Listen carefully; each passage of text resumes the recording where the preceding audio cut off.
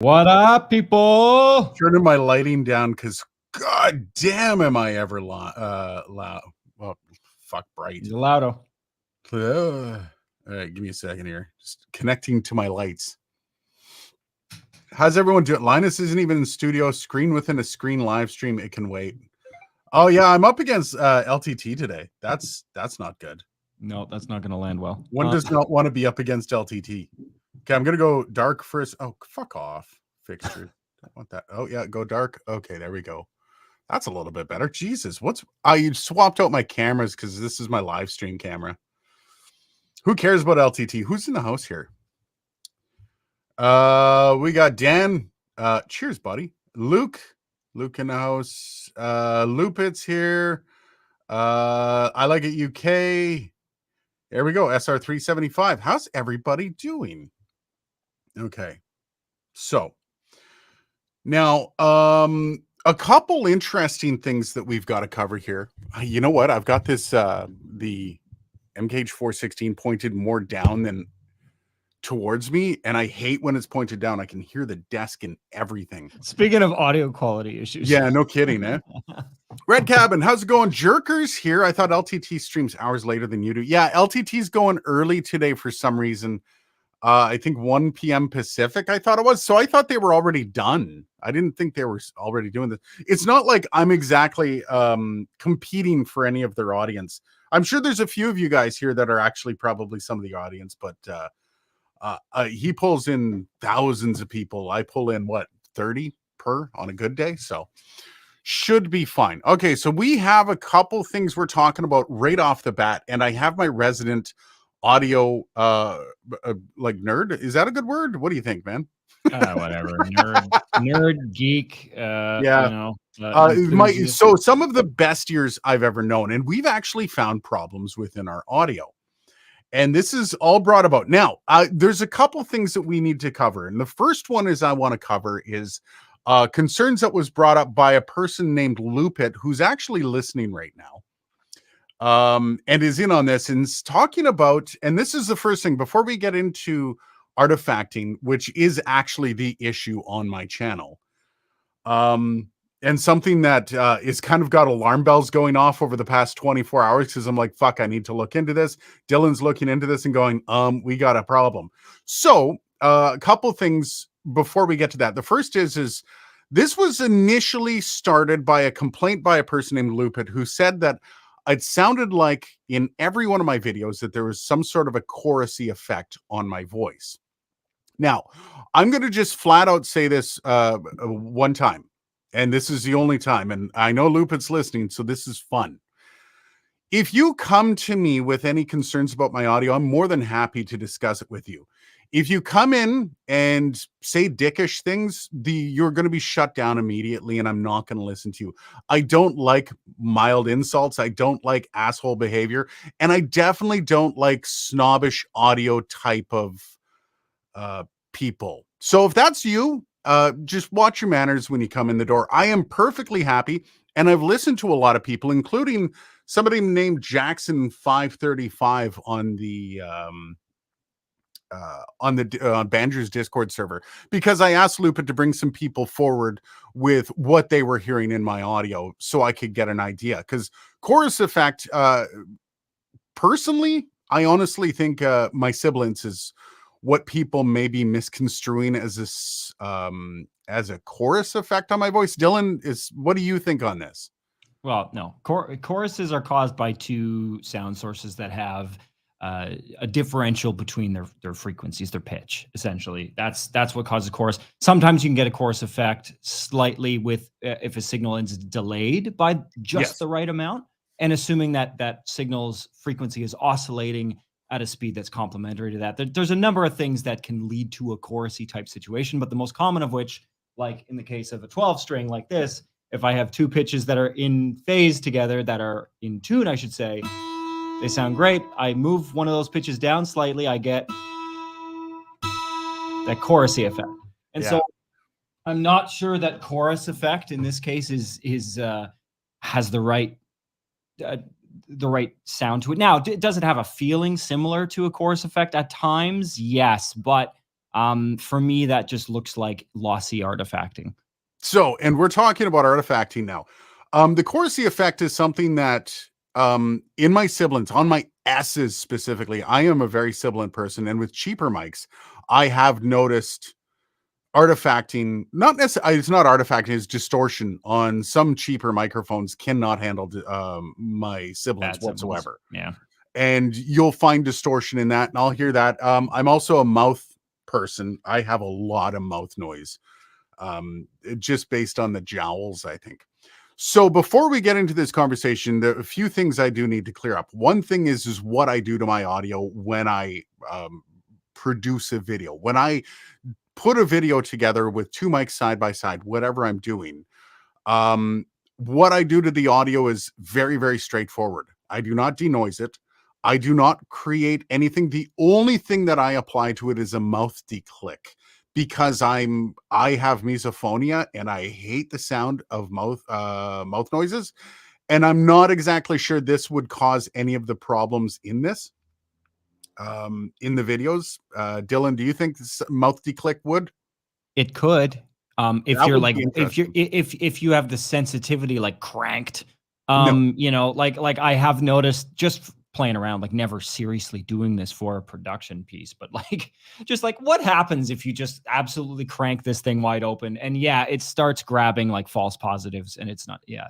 interesting. So, but I'm sure you're not doing that. You're obviously setting your threshold, your sensitivity like to the amount that you need and no more than that. So I don't imagine that's contributing much to this. So, guys, I'm not getting to the comments quite yet. I do have Liberty Dude asking about whether or not it's comb filtering. We have a couple concepts. Dylan's definitely working on this right now. Lupit says, if it was your sibilants, we'd be hearing it right now. We aren't. You sound absolutely solid live. So, Well, here's the thing, though. Your feed coming to me, your like Mix Minus or StreamYard's version of Mix Minus is extremely lossy. I can hear it. And yeah, your sibilance is garbage. And so I think what's happening is on your end, because it's prioritizing the live stream feed over this feed that's being returned to me. I think this is kind of demonstrating for me, because if everyone's saying that your sibilance right now sounds fine, in my head, I'm laughing because it sounds kind of to me like it does in the videos. well, it's interesting. So, what is from everyone else? We've got SR375. Sneed, how's it going, buddy? Wrench is in the house. Liberty Dude, especially. Let's get some of these people. Dan, I like it. What's my sibilance right now? Is it something that is piercing? I actually have the MKH 416 a little too close to my mouth, to be It's perfectly honest. not piercing. It's for me, I don't know. We can let the gang tell us what it's like on the live, but to me, it's inconsistent. It's watery. It's artifacted to shit. Yeah. Well, and I'd imagine you should be getting the same audio that the live stream would be getting. I don't think so. I wouldn't be surprised if sad. it prioritizes the audio going to YouTube versus the audio coming to me, because I'm a secondary, right? I shouldn't be the priority for quality if StreamYard has to choose. Kevin says it's more upper mid-range than sibilants, though. Open vowels and such like the sound just like the I, is that? Sounds oddly like there's some reflections. There might be a few reflections. This desk reflects quite a bit. And depending on how on I can hear your room. I definitely can hear your. It's not like obnoxious, but you know, I'm actually currently, this is funny because I had I forget who it was. I think it was Midnight Wolf mentioned that, you know, since I changed my setup, I haven't been quite as tight on my setup, and it's because pretty kind of using the desk was probably the best setup for audio. I am actually planning on, I've got a video coming out on these Elgato panels that I'm cleaning up my audio with a little bit, or cleaning up my room sound. And it's basically because I have a gigantic wall with a big metal thing on it behind me that loves to reflect right back into the microphone. Sneed says sibilance doesn't seem that noticeable. I wouldn't have noticed anything if you didn't mention it. This is another thing I did actually want to bring up as well before we get into Dylan tearing apart some of my audio. Is some people are very susceptible to sibilance. Gotta love how you say it that way. Some people are very attuned to sibilance. They're attuned to higher frequencies. Some people are attuned to mouth noises. I'm attuned to sibilance. Sibilance drives me nuts. and it's something that if I'm not doing a video that's a review, I have a de-esser on all of my audio for that reason. I edit a podcast where the guy is super sibilant and it grates my nerves. And yeah, other than putting an inline de-esser, he's actually started de-essing it before he sent it to me.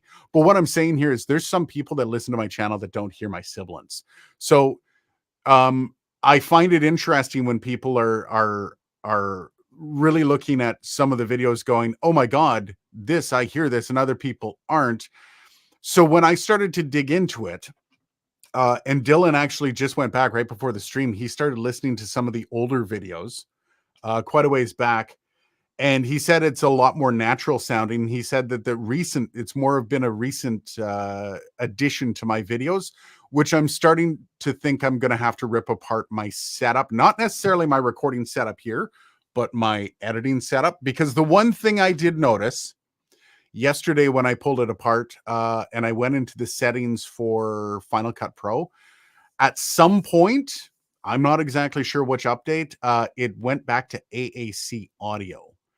And it doesn't even give you like AAC with settings. It just says AAC, which is problematic because everything's supposed to be wave coming out for the videos. So Dylan, let's talk about AAC and the dog shit that is AAC audio. Dylan's got a few things prepared for this. This is fantastic. Okay, so for those that don't know, there's lossy and lossless files. Lossless files are generally PCM, pulse code modulation. That is basically an exact representation of whatever the sample rate and bit depth. So if you recorded 44.116, that is that data written in that full resolution, no issues. The only issue with lossless files is like a lossless WAV file on average, I find for CD quality audio is like 10 megs a minute or kind of thing. That's a lot. That's a lot. So like a regular, like a song, a piece of music, 3.5 minutes, give or take, you know, you're already well over the size of what you can send in the average email message. So they came out with lossy formats, like MP3 is an example. It's probably the most common example. AAC, which is like was at one point Apple's default audio codec, also is lossy. And the way that it does that is it uses a psychoacoustic algorithm to find things in the audio signal that someone isn't likely to hear in the first place, either through temporal fusion or masking, you know, frequency that's really close to another frequency that's too loud, so you don't hear the quieter frequency that's really close to it. So it uses that psychoacoustic algorithm to pinpoint and to tell the compression algorithm what to remove or strip out of the audio that you can't hear.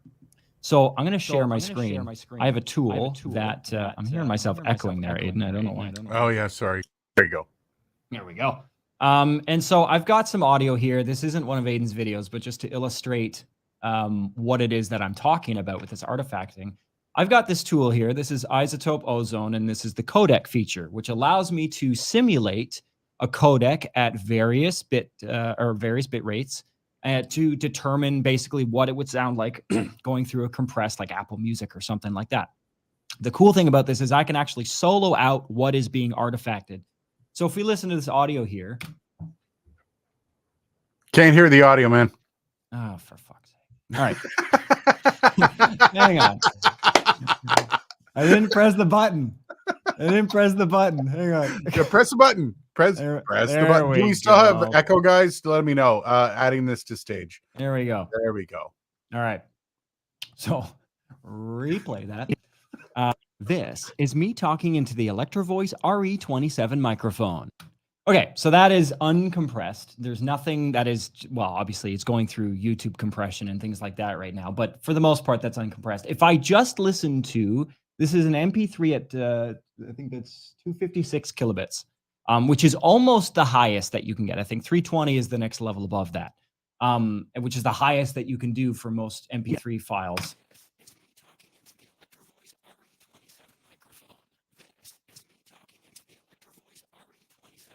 So what you're hearing right now, that weird whispery garbage, that is what is being destroyed in the signal at 256 kilobits.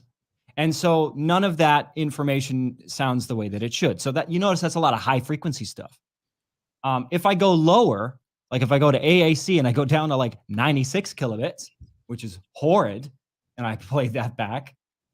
This is me talking into the Electro Voice RE27 microphone. That doesn't sound real because it's evil. Not. Yeah, that sounds like this satanic whispering. But you can hear how much of the signal that is.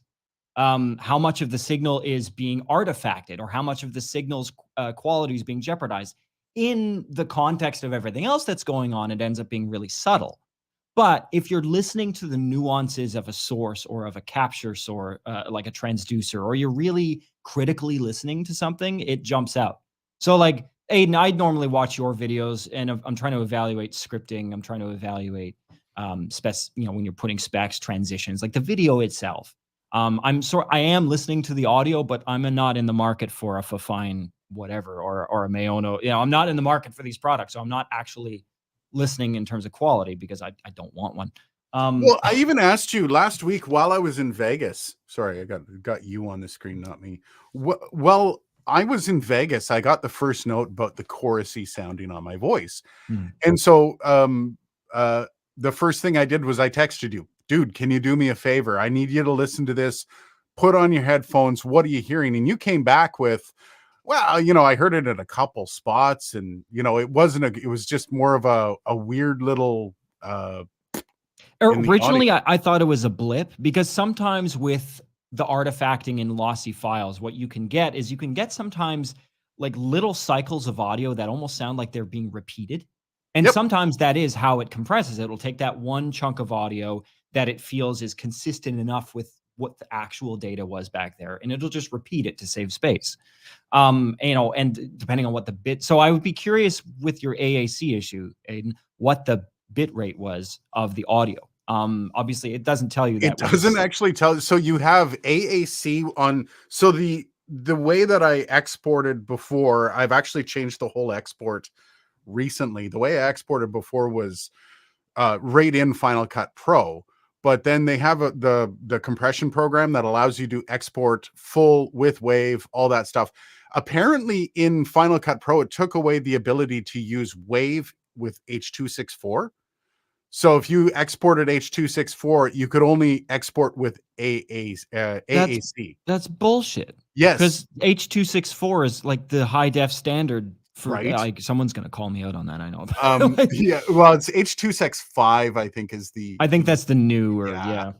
Anyways, so it took that away, and when I guess I'm not exactly sure when it happened on what update, but it basically defaulted to just AAC. Now there's other AAC settings, but like AAC 2, AAC 4, and I'm like, well, those don't do me. That's still AAC, no matter how you look at it. So I literally had to go in using the compression app on there that allows you to export and choose all of the different things. So that's how I'm now exporting.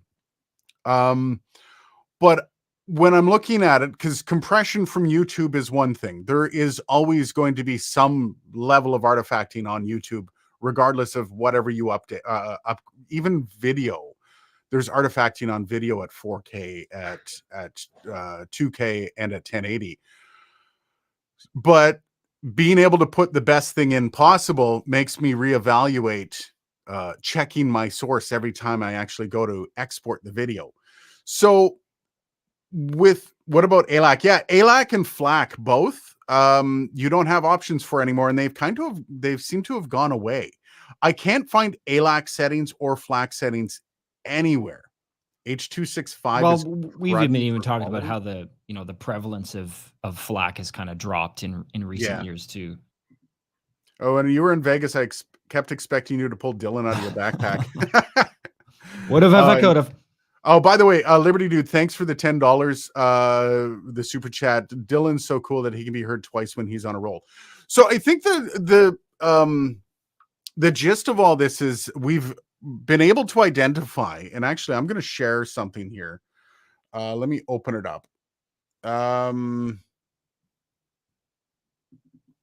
Here.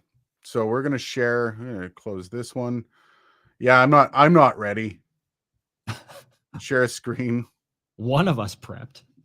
Window. I know, right? Problem report. There we go. Share. It's only funny because I'm usually the one that doesn't prep.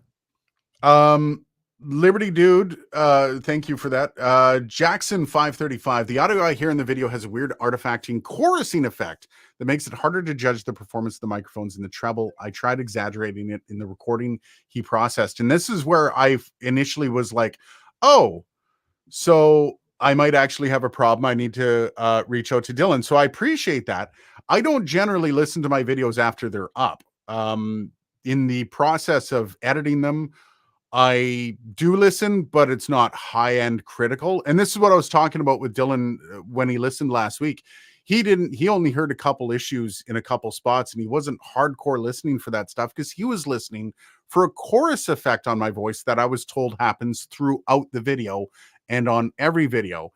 And I wasn't hearing a chorus effect on anything. So, it's something that I'm going to have to tear down, and I'm going to have to figure out exactly what's causing the problem.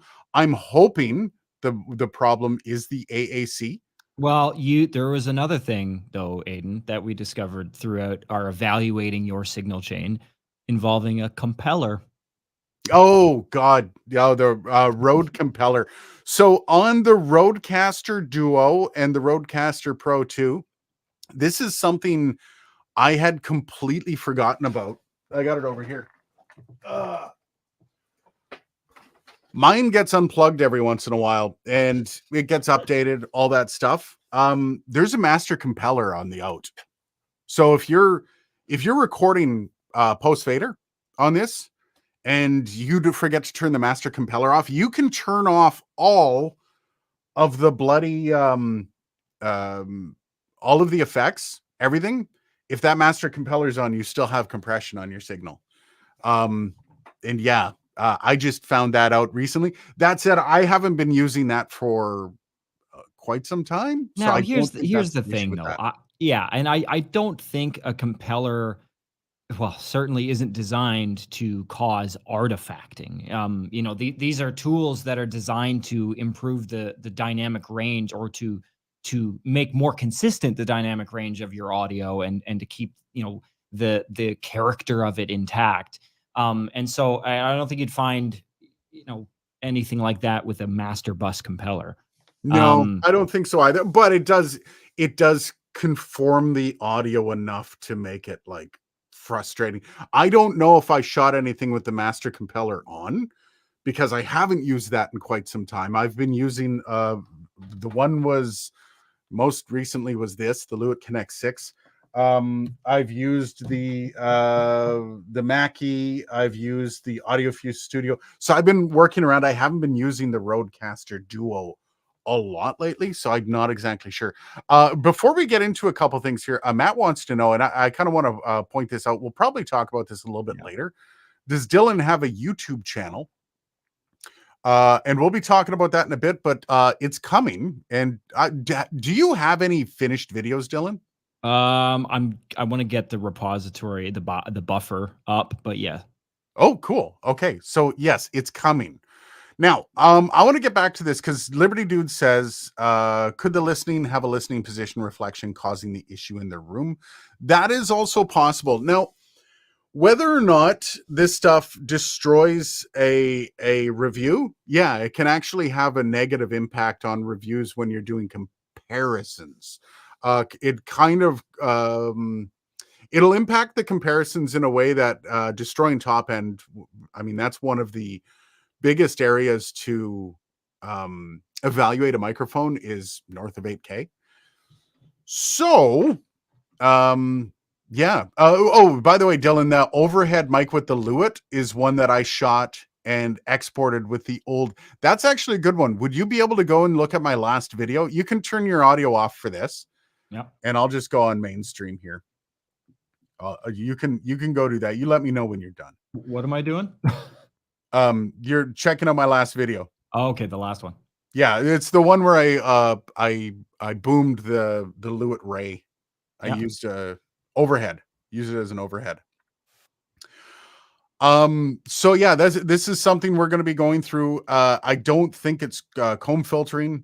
It's not a slight doubling. I do believe that, as Dylan was saying, there's an interesting effect with sibilants that can create plausible chorus effect, very, very mild and not all the way through the video loop it.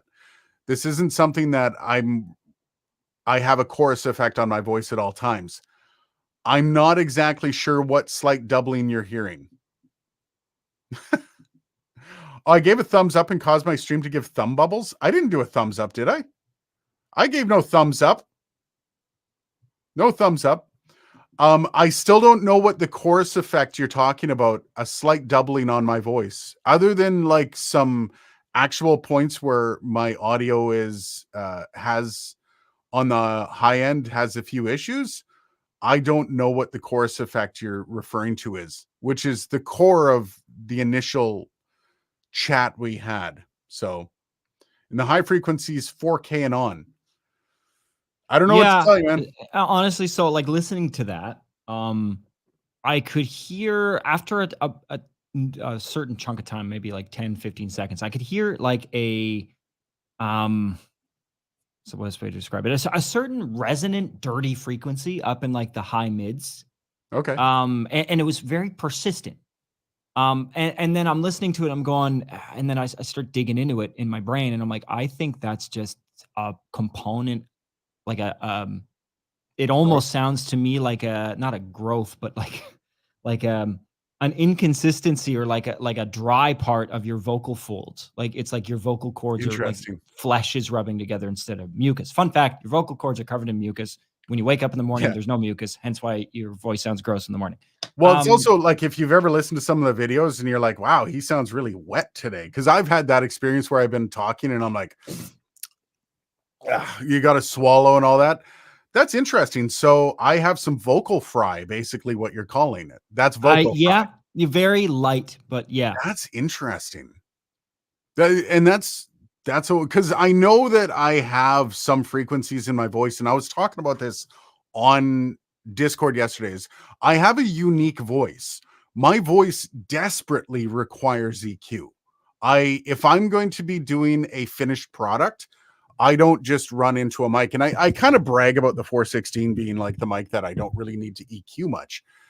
And no, I don't go over the top EQing mics when I'm doing a talking head video. But I do have a voice that has problems in it that needs to be EQ'd out. That's fascinating that you pick up on that. That's also the type of mic that the Lewitt is like it's boosted past 5K. Like it's got a healthy boost past 5K. It's a bright ass mic. Mm-hmm. So I'm interested. It sounds like the Lewitt Ray can get some gritty sounds going on in general. Yeah. And it's definitely an artifacting situation, like Dylan is saying. I feel like it might be export related, as what we're hearing isn't something present in your voice. Yes, I believe that is too. How often do you hear the artifacting going on, Dylan? Every couple syllables. All right. Or well, every couple, like maybe every 10 syllables or something like that. Like not literally like I'm not reminded of it constantly, but every once in a while, like if I'm listening to what you're saying, which for the most part, like I'll probably spend a quarter of a second evaluating the overall like timbre of the mic and everything, and then the rest of the time I'm going to be focusing on the dialogue itself. And so what I've found, I don't know, with myself, and this is maybe something that other people can't relate to, but I am either focusing on what is being said or how it sounds being said. Okay. I have a hard time focusing on those two things at once. I catch myself at work. There's lots of times where I'll be editing spots and they'll sound fantastic, but they'll be like, hey, this was supposed to say 65. You said 35.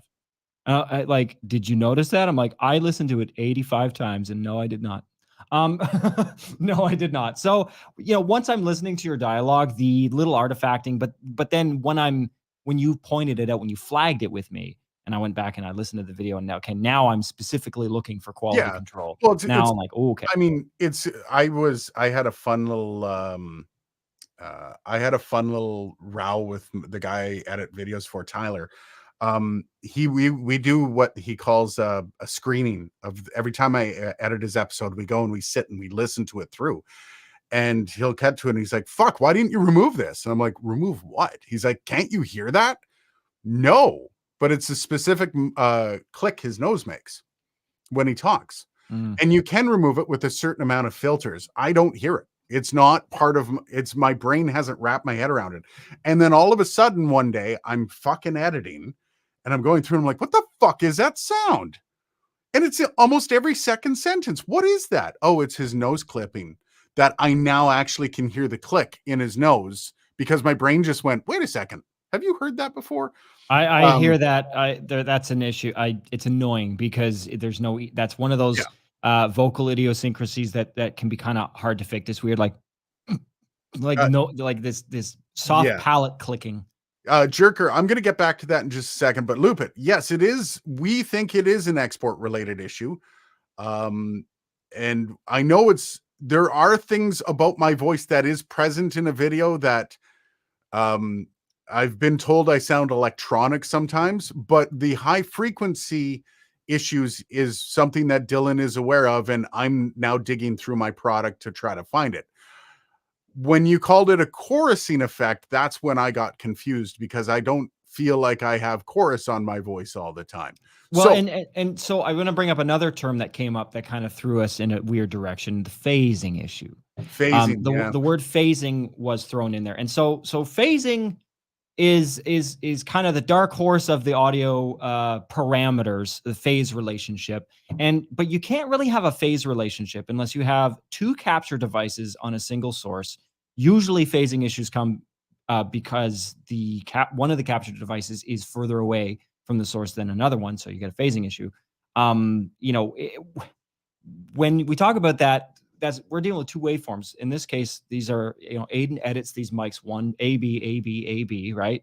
And so we're dealing with one transducer on a source. So phasing, but then we start listening to it, I'm like, oh, maybe you had them overlap because there was one transition I pointed out to you, Aiden, that right before you went to the transition, I was like, there is a syllable there that is dirty, and I don't know why.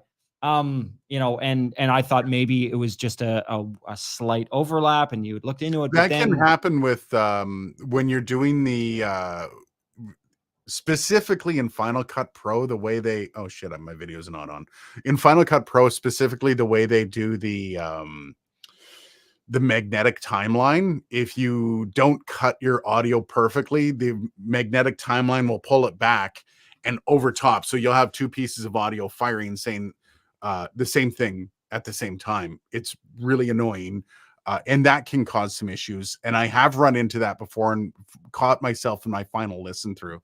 So there have been things like that. But we never, if we hadn't gone a little deeper on it, we never would have come up against the export thing, because the real culprit here, that may have been a factor for that particular incident, but the recurring problem, it was most likely artifacting on the AAC stream coming on the output. Which is such a pain in the ass because I don't know how long that's been on. And so I'm not going to go back through all my older videos to try to find when it started. What I am going to have to do is start to check all my settings every time I export, instead of using, because you can use on Final Cut Pro and on the compression app, you can use, like, I've been using the same export for YouTube preset that I've been doing forever. But when they took Wave off of that preset, I guess it just defaulted to AAC, which sucks. Yeah. Anyway, so Lupit, yes, this is something we are working on to try to find and figure out. So I'm not exactly sure what it is, but I've got to go through and re-export the video that's coming Monday. It's not in the shoot. It's not in the signal path.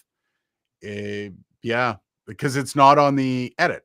So I don't know. We'll figure it out at some point. And now I just also want to point this out. Liberty Dude says when I give a thumbs up, it caused it did it. I got a thumbs up. And now there we go. Yeah, okay. You froze. That's awesome. But I was able to give thumbs up on that is so cool. I love that. Mac camera software will add the thumb bubbles. Oh, so it's Mac camera software. Wild. Didn't even know. I know I've seen that pop up at the odd time, but I've never actually realized that. Firmware for the Streamer X that came out last week. Oh, there's new firmware for it. Weird. check You know your what? settings. Check What? your settings after you Yeah, update the no, I firmware. haven't updated that. I actually just plugged this in for the first time. Actually, I can open up Road Connect or Road Central. Keep calling it Road Connect. Yeah, I'm still on V118, and because it's not, I'm not running. The beauty of that is when you're not running Road Central, it doesn't have the pass through with all of the like the compression and all that, which I've actively worked my ass off to not have, because I prefer adding this stuff myself. I don't enjoy having it added for me. Lupin, I'm in a super unfortunate time situation here. Lightning keeps knocking my internet out, totally blows. I wish you the luck in getting down to the bottom of this. Thanks for checking it. Yeah, like again, Lupin, and you are the actual culprit here. If you come in and you want to talk about my audio, one, don't insult the person you're talking to, and just kind of interact on good faith, because I'm always willing to listen to people. When I asked you to bring people forward that could actually like point out some of the issues they're hearing in the audio, and they started to do that, you may notice that I didn't react poorly to any of them because they weren't being assholes. So just try to choose your words better, maybe. Thanks. And have a good day. I appreciate it. All right. So let's do you think we're down to the bottom of that, Dylan? Do you think we've actually figured out what our next steps are going to be, or do we have to beat this dead horse still? Well, it's the scientific method, right? We have a hypothesis. We've actioned, we've implemented some mechanisms to test our hypothesis, and when the next video comes out, we will verify, and if the issue's still there, we go back to step 1 and we come up with a new hypothesis. I'm going to send you the video that I exported just recently, and I'm going to see because I'll be able to send you the full video without any compression of it being uploaded online. And I'm going to see if you can hear differences in that. So that'll be the first test theory of, the raw video. I haven't listened to the raw video yet because I just upload them and walk away. Yeah. Well, because you spend 30 hours listening to it as you're editing it. So the last thing you want to do. Jerker, I do want to get to this. Jerker, I completely forgot what the mystery microphone recording you made on the podcast is Discord. So yes, I asked you to bring it up. I remember saying that. With all of the stuff that's been going on, not only from Discord but also in my personal life, I'm lost on the concept here. If you can kind of remind me, and we'll go from there. So let's get down to new comments. Bangs, unless it's Dylan, that's allowed. Dylan. See, it's a unique situation with audio people, and I put my hackles up quick. If you've ever interacted with me in the comments and you've been a bit of a and it's okay, sometimes we're having a bad day and we can be a little jerkish and we can throw some shit out there, and I do it sometimes too. Usually I'm like, oh, sorry, I'm being a dick, I apologize. There's a specific type of asshole that comes from audio people.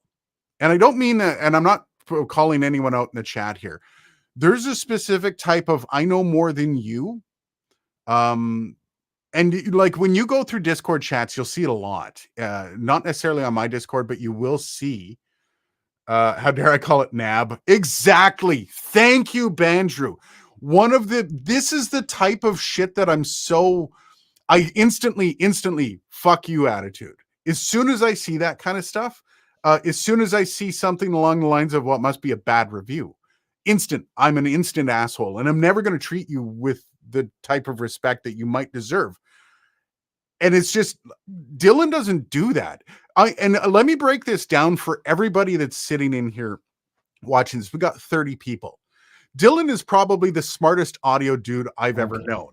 And that's not, I'm not like blowing smoke up your ass, Dylan. It's just, I've known a lot of audio people through my life. I've known a lot of people that have worked in radio, voiceover, all that stuff. Dylan is the nerdiest of all the nerds that I've ever nerded. And it's just, that's probably true. The dude has perfect pitch. Dude has been able to do some things that to me seems almost impossible.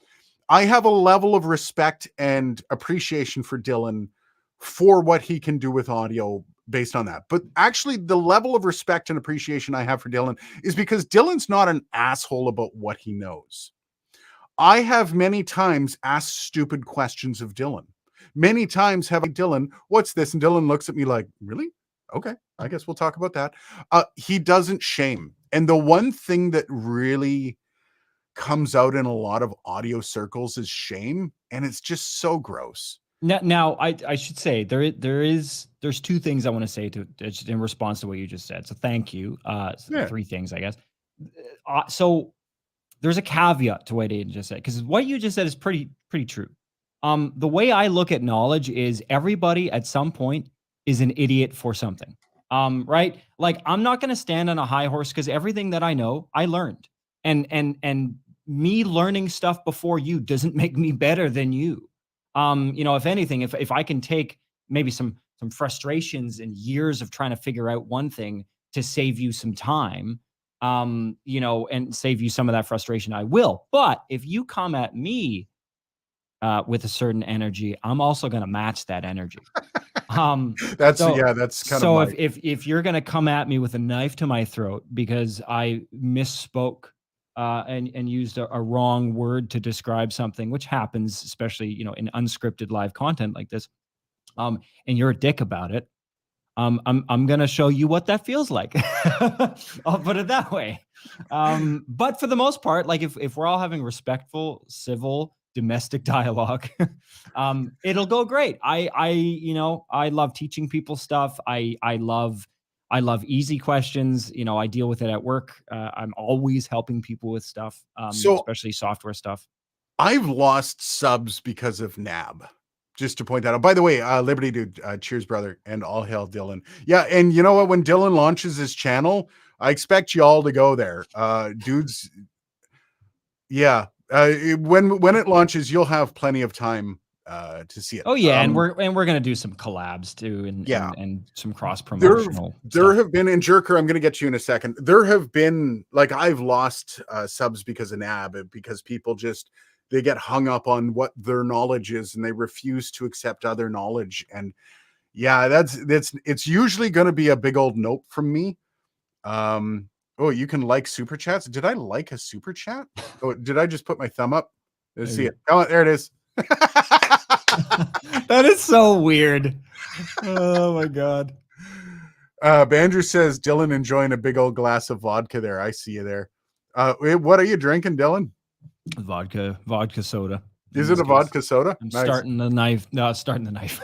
Starting the night off slow. Starting the knife off. I'm drinking straight water. Just nice. It's like 50 proof too.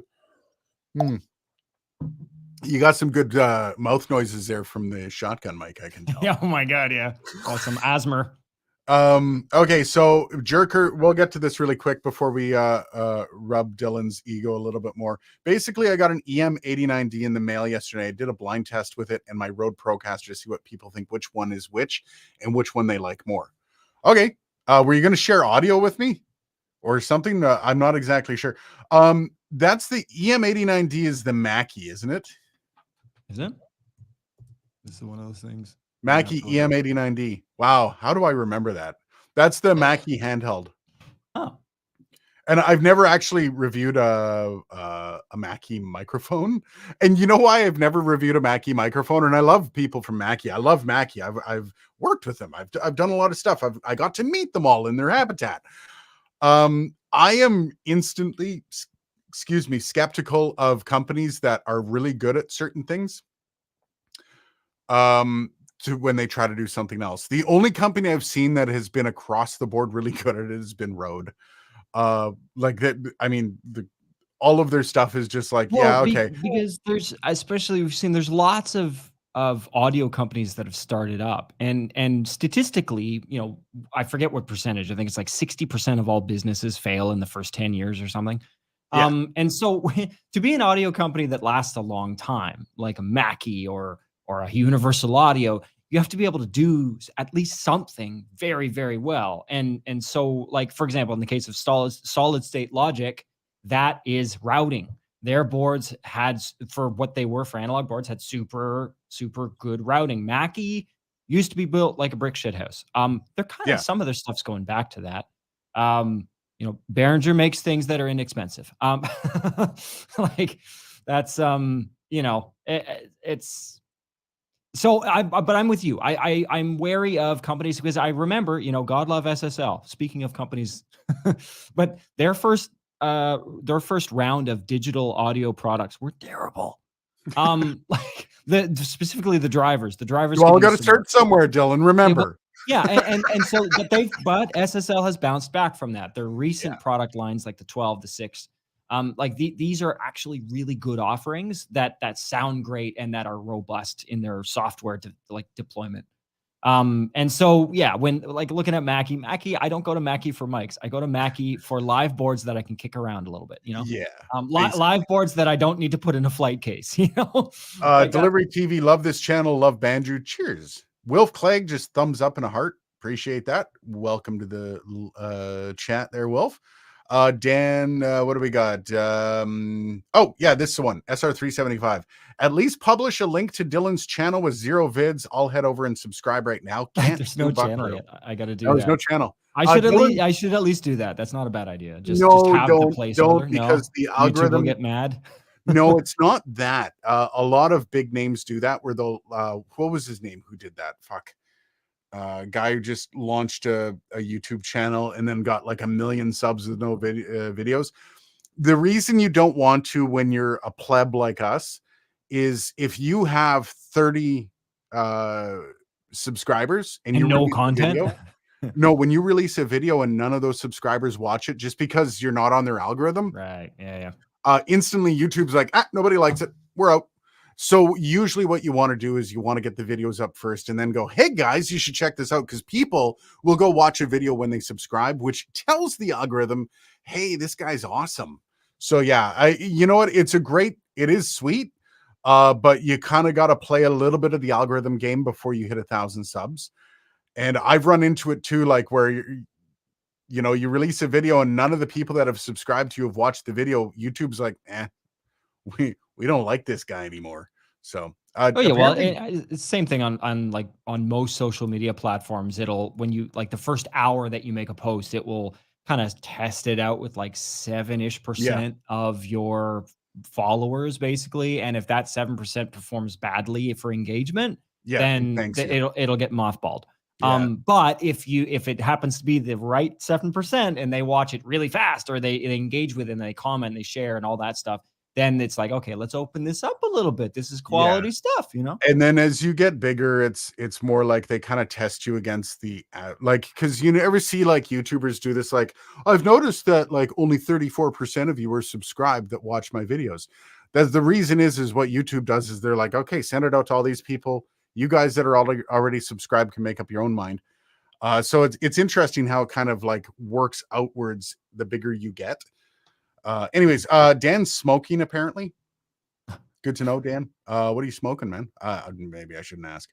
I know more than you is everywhere. My guitar, gun, Star Trek, sci-fi nerd groups, and friends. Some damn thing. Well, it's way out of control in the comments. It's honestly a huge sign of insecurity. Yeah, like when your sort of stability in your sense of self is that easily kind of rattled, that you feel the necessity to like overcompensate by just completely pinning someone against the wall over something ridiculous. You need to reevaluate how your life is kind of configured, I think. Jerker, let's go one step further with this. Let's make it an intimate conversation. Why don't you message me on Discord? Add me and message me on Discord and drop that audio in that, so I don't have to go digging for it right now. But if you want me to see the video, just hit me up. Just drop it in my my inbox on Discord, and I will definitely check it out. I'm drinking Tsingtao. Tried it a few months ago and quickly became my favorite beer. I do kind of miss beer. I just haven't drank very much lately. Love the Mackie mixers. However, in the 90s, I think they had to deal with some of their active speakers, and well, yeah, not so awesome. Yeah, I've never dealt with the Mackie. I actually have their Mackie 8-inch monitors, and they're fine. they're basically on par with the PreSonus Eris series that I'm using too. Not gonna blow you away, but also not horrible, which I don't want to say surprised me because that's not fair to Mackie. But yeah, I was like, oh, these for the price, they were totally worth the price. I think the Eris E series is overpriced. Those things are like, I think it's like 5 or 900 Canadian dollars for two. That's too much for the PreSonus. I'm sorry. However, the Mackies are priced actually pretty decently. So, any suggestions to output audio from a Rodecaster Pro 2 to my phone for broadcasts on TikTok? Oof. It all depends on your phone. I do know if you're using a, oh God, I don't know. That's interesting. Well, I've never had I to mean, work it out. so I've, and I was actually kind of annoyed by this because I thought that there would be a way wirelessly to do this. But so to control the Rodecaster from across the room, I got the Rode Central app on my phone. And I figured there would just because obviously the unit is Bluetooth enabled, duh. And no, it has to be wired. So, in my case, to do that, I would have to get like a lightning to USB-C cable, something that is approved for this use, plug my phone into the back of the Rodecaster Pro, which means if you're live streaming with it, and or recording videos and whatnot, you're charging your phone at the same time, you'll need like a Y splitter that's of good quality. And then presumably you just be able to connect to it and control it with the Rode Central app. Yeah. Although again, I can't verify. I've tried none of this because I don't have a cable that would work for Well, that. But yeah, I've also I'm horrible for not ignoring. Oh, last call for 60% off Uber Eats. Goody. I'm horrible. I don't ignore the cell phone concept of working through a cell phone, like audio interface to cell phone. It's just it's not something that I would claim an expertise on. I don't do it. I never do it. So to include it is it's the same thing with streaming. Like I feel weird doing streaming videos about streaming devices because I don't stream, which is why I wanted to start a game streaming channel. And just so I can be part of it, so I can be doing it, right? Like I've done voice work, I've done radio. So like for me talking about certain things, it's yeah, I've done it. I've been there. I've worked in that industry. But when it comes to like using your phone to broadcast through a Rodecaster Pro 2, I've never done that. I've never even thought to do that. Like I've never even thought to. there was a time when, there was a time where I was doing an interview series with another artist on Instagram, and we would do a thing where she would play a song, I would interview her, like ask about the song and the conjuring of the song, and then vice versa. I would play a song and then she would ask me. It was a neat concept, but it was all done through the phone, obviously.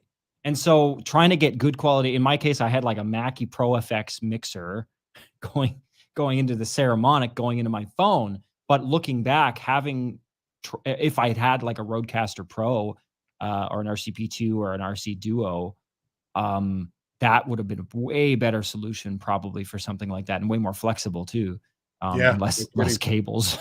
Dan, I just want to point this out, Dan. You need to make a MakerPipe channel. You need to make, Dan says, I built a MakerPipe 4 mic stand the other day. It's basically a long horizontal rail that holds 4 Gator quick releases side by side. They fit Nice. perfectly into a MakerPipe connector. Dude, you need to make a MakerPipe channel. Like you need to document the stuff, and you could even do like time-lapse videos of you creating this stuff. Because I wish I had more time to play with MakerPipe. I wish I had more time to do a lot of things. But I think that would be something cool. I would actually watch that, and you could probably give some people some good ideas with that stuff. I would watch that too. Yeah, Full disclosure. you don't even have to make them long videos, just like how you did it. Figure out a good camera angle for doing a lot of it, because I ran into camera angles as an issue when I did my MakerPipe video, but I think that would be kind of cool. Jerker says I DM'd you. Perfect. I will check that out, brother. Dongle for the iPhone. Yeah, if it's an iPhone, I don't even know if it's an iPhone. With Android, it should be relatively easy because Android devices are compatible with a lot of different accessories that iOS devices. With a Bluetooth connection to it, though, you can stream stuff from the board to your phone, and you can set up a Bluetooth stream if you're doing. I don't know that you can, and there might be a delay, a latency issue though. Yeah, there might be a latency issue. Bluetooth is horrible for that. So Especially, I don't know if the Bluetooth, if this thing, this Rodecaster supports Bluetooth HD, like up to like 96 kilohertz. Yeah. But I imagine not, because it doesn't even go up to 96 kilohertz. Luke, on yourself, your Civ stream was goated. I don't know if I'd call it goated. I appreciate the support though. That's I'm gonna try. I've got to decide on a game. I think I might just be doing Diablo 4 because I want to play it. There's a few games I kind of just want to play though. Rodecaster Pro 2 is MFI certified for seamless interaction with iOS devices, including iPhones and iPads. Thank you, SR375. Another thing that I'm horrible with because I'm on Android, which I'm actually fixing. I'm moving over to iPhone next phone. What? That is something I never thought. There's so much integration with iPhones, and I was talking to Ryan about this at NAB. By the way, this is the first live stream since NAB. I was talking to Ryan about it. Why Android? There's certain apps that they release that they come out on iOS, and all the Android guys are like, why not Android? And he was telling me that there's because there's so many different phones, tolerances for things to be released to Android are so tight. So Samsung to Google to all these different phone manufacturers have different tolerances for different things. So when you're trying to set something up for tolerances for signal tolerances, and it has to be between this and this, so you fix it for this phone, it's off for this phone, so they just don't bother. They're talking about doing that for the Rode. I forget what the app is where you can stream both cameras. I've used it before. I'm going to be using it again. Anyways, the whole point is I have to move to iPhone. There's so much being released that they're not releasing for Android, that this is being my job. Honestly, it's the same as the PC and Mac. It's exactly the same. And the funny thing is I've moved everything to Mac. So yeah, well, that's what, because I remember years ago talking to you, and we were like comparing notes on our phones, and I've been iPhone for, well, since I've been in the smart. I've never owned an Android. I have nothing against Android. It's just once you're in the ecosystem, you're in the ecosystem. Yeah. But like, and you had a Samsung something or other, and you were like so into it. And at that point, I was like, yeah, he's never gonna go iPhone. There's no way. So that's funny. Delivery. My computer never recognized the Mackie DLZ. Fascinating. And this is one of the reasons, Delivery. The reason I moved to Mac is I would run into situations the same, and usually there's a competing driver that's basically nullifying the driver for whatever you're trying to plug in. And it happened to me probably 15 or 20 times over the course of this YouTube channel, where I'd plug it in, got the drivers, everything should work. It doesn't work. Why isn't it working? Now I've got to go through all my drivers. But to add to that, there would be drivers that you installed for old equipment that would nullify the drivers you're trying to put in for this. Oh, it literally drove me nuts. I grab a Mac, plug it in, it works. It's so good. Okay, we got to go in a few seconds because I got dinner with my kid. I've got to be we're going out for ramen. Nice. PodTrack P4 has a setup specifically for integrating phone calls into a podcast. Yeah. PodTrack P4 is awesome, and this is an interesting one. I have the Rodecaster, but the P4 never fails. The P4 in its simplest form is, it isn't going to fail you. The thing is, the performance of it is the performance of it. The utility of it is a completely other thing. The utility of it is just amazing. Okay, so really quick, Marcus. Hello, I saw the new Shure MV7 Plus yesterday at that price, 335 euros. Just seems to validate that the PodMic USB is a great value. Yeah, Shure has a little bit of brand on their microphones. You're paying for a little bit of that logo. I haven't used the MV7 Plus yet. I'm waiting for them to send it to me. I do have a contact with Shure now, and I'm hoping that kind of pays off. Jericho, I have a question for Dylan. Maybe he's knowledgeable in this, but I have a horrible case of mains hum in my recordings, and I do not know how to get rid of it. Oh my God. Okay, just a small question about removing a mains hum. Okay, plug it in at somebody else's house and see if it does the same thing. So, Jericho, this is finding hums. So this is usually an electrical problem. The number one thing that I will go to with a hum, or even like a CPU coil whine that comes through, is either bad shielding. But in the case of a hum, it's not usually bad shielding, although sometimes it can be with really cheap stuff. But usually honestly, like, what I'd have to know your setup, because Yeah. usually I find hum really comes through when you have lots of interconnected components and you've got some ground loops that have formed within your setup. And in my case, I actually had one where I had some devices plugged in pre-power conditioner stage and some devices plugged in post, and the voltage regulating power conditioner was causing some wild loops to form in my audio chain. So I would look at your setup, try to make sure that everything is being plugged into the same outlet so that the ground reference on each device is as close to each other as possible. That will mitigate it. If you've got devices that are connected to each other that are on different circuits, that can be hell. That can create some issues. Power And there's conditioner no works. a power conditioner does work. Power conditioner is Yeah. a great option if you can afford one. There are some cheaper options out there, like I think 100 to 200 bucks. For power conditioners, I say Furman is the way to go, but I think the Well, cheapest Furman. you can go and buy a battery backup that kind of has power conditioning in it, like it. A lot of them don't. A lot of them pretty much just have filtration going to the battery, and then when the Yeah. power drops, they just switch to battery power. Whereas, normally it's just mains utility going right through. So a power conditioner can help with more line noise. Try to keep things that have a lot of inductive load to them, like heaters, for example. Mhm. Anything that generates heat away from your equipment, because there will be a magnetic field around parts of that. Any high amperage stuff. So, for example, I had a power conditioner years ago that had separate outputs for speakers, because speakers, when they're driven hard, can be a high amperage load.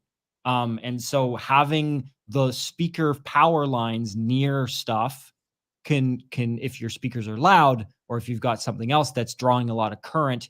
One thing to think of it as is when you have a power line cable and you plug something that takes a lot of current, so a lot of watts, high amount of watts, and you've got that next to other cables, that power line cable acts like an antenna Yep. radiating out 60 cycle hum into other things. And if you've got especially unbalanced cables, so if you've got things in your setup that aren't using TRS or XLR connectors, they're basically an antenna if they're not shielded properly. So there's a number of things that you can go through. I would first start by making sure that everything that's interconnected is on the same circuit if you can.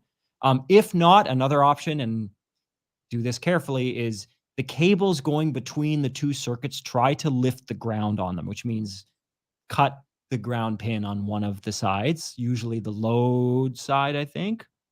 It's either the load or either way it'll do it, but the practice says to do it on the load side. Somebody might correct me on that. Yeah. But yeah, that hums, honest to God, I've dealt with my fair share, as I think every Dylan audio could go person on has. for hours. He says that might be the very problem. I have two different power strips in my setup, and there's a cable to my router that is plugged in somewhere else too. I guess I'll get a bigger Yes, strip. yes. So I would, Yeah. as much as you can, try to, however you're configuring your setup, try to make sure that everything is coming at the same circuit. Not necessarily the same outlet. Like if you've got two outlets in the same room and they're going to the same circuit, they have the same ground reference. So, Yeah. there, you shouldn't have any ground loops there forming. If you, again, in my situation, I have two different power conditioners and there's stuff before and after each one. And so in my case, even something like that, voltage regulators, anything like that can cause some issues. Power strips, possibly, depending on like Question what mark? the technology is in the power strip. But yeah, there's a lot to unpack there for sure. All right. So Dan, thanks so much for your kind words. Cheers, Dan. I appreciate it, buddy. Friend of the channel for years. Love you, buddy. Didn't review the Procaster. Yeah, I feel guilty asking for that. I when you start asking for gear from them, you just feel like a leech. Can I review this? So if they want to send me a Procaster, if Rode's watching and they're like, "Hey, this guy needs a Procaster," yeah, sure. But I do feel guilty when I start asking for products too often because you just feel like a leech. Cinema finally switched to iPhone 14 Pro Max last year because of certain apps I needed, like Filmic Pro, but iOS's file system is pure evil. Yes, it is. Oh my freaking God. The one thing I hate about it about Apple is file system. What so just even like with their computers, you've got their bloody what do they call it? Finder? Yeah. There's no way to tell how to get to like the main drive. It just has your favorite areas here. And your home, like home, isn't necessarily on there. No, like the non-linearity of how some files are presented in the Apple world bugs the shit out of me. Like, right? You know, people are gonna get on my case, but the whole concept of packages, I hate packages. I hate the idea. Like, hey, here's this program. It's in that folder. I'm like, okay, well, where's everything that the program uses to run? It's like, well, it's like packed inside that. So if you just delete that one thing, everything that the program needs is gone. I'm like, no, it's not. There's no way that that's true. Loves packages, he says. Yeah, well played. Well played. Just last one before we go, Steve. Welcome. I haven't seen any. I don't know if I saw your messages. This has been a wild stream. I did put all my electronics on a giant copper plate once to get rid of a ground loop problem. Extreme, but it worked. That actually sounds like a good idea. What do they call the Faraday cage? What's that? Like what? Like a cage around? Yeah. What do they like call those? The Faraday cages? Yeah, yeah. When you have like some kind of a metal that's grounded around something to shield it. Those work quite well. And in fact, most chassis of most like rack mount equipment essentially acts as a Faraday cage because it's grounded, made of metal, and it's all sealed, like it's all attached. So you know, if you ground the housing of a piece of equipment, it effectively should act like a Faraday cage unless you've got like a giant electromagnet next to it. Okay, so I'm going to be looking into all this stuff that's happening with the audio. As soon as I figure out, y'all are going to be the first ones to know. I'll actually do a video on it because I'm actually a little perturbed there. But have yourselves a great week, and we're going to talk next week. Bye, guys. See ya.